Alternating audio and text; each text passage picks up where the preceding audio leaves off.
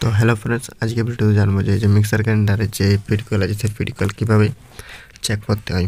তো তার জন্য যেটা সর্বপ্রথম প্রয়োজন, এমনি একটা যে ডিজিটাল মাল্টিমিটারগুলো আছে এই মাল্টিমিটার একটা প্রয়োজন। আর এটা দেখতে পাচ্ছেন যে এটা কিন্তু 5 তারের উপরে, আর একটা থাকে কিন্তু 6 তারের। তো এটা যেটা আছে আপনাদের বাজার মোড বা রেজিস্ট্যান্স মোড বা ডায়ার মোড চাই বলেন, ওখানে কিন্তু আপনাদেরকে সিলেক্ট করে নিতে হয়। আর এই যে দুটো প্রবগুলো আছে সেই দুটো প্রবগুলোকে যখন আপনারা টাচ করবেন তখন দেখবে একটা আপনাদের পেপার আসবে, একটা ভোল্টেজ শো করবে।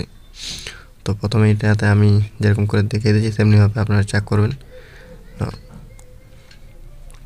তো এতে দেখতে পাচ্ছেন দুদিকে দুটো কয়েল আছে, একদিকে কয়েলে দুটো তার, একদিকে কয়েলে 3টে তার, আর অন্যটাতে একদিকে কয়েলে 4টে তার থাকে। তো এদিকে দুটো তারে কিন্তু আপনার দেখবেন আপনার একটা ওম শো করবে 16 কিংবা 8, আর বডির সাথে কোনো কিন্তু ওম শো করবে না। তো এমনিভাবে আপনারা চেক করবেন। এবারে আরেকটা যে দ্বিতীয় কয়েল আছে সেই দ্বিতীয় কয়েলের সাথে কিন্তু কোনো রকম আপনাদের ওম শো করবে না।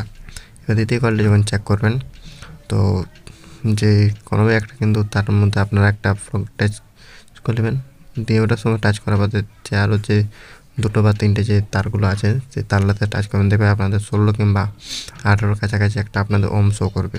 যদি শো করে তো জানিয়ে থাকবেন যে আপনাদের কয়েলটা ঠিক আছে, আর যদি না শো করে থাকবে তাহলে জানবেন যে ভিতরে কিন্তু কোনো জায়গায় কেটে গেছে। ধন্যবাদ বন্ধুরা।